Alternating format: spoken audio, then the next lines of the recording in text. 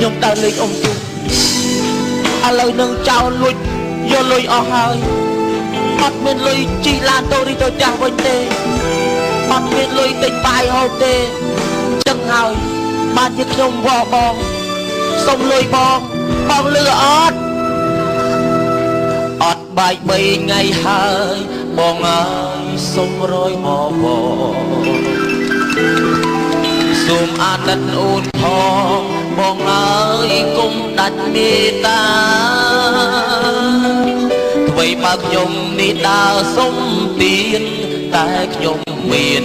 រៀងសង្ហាកុំភ្លេចខលមកណាបើបងនៅស្រឡាញ់អូនកុំភ្លេចខលមកផងបើសិនបងចង់វេលុយឲ្យ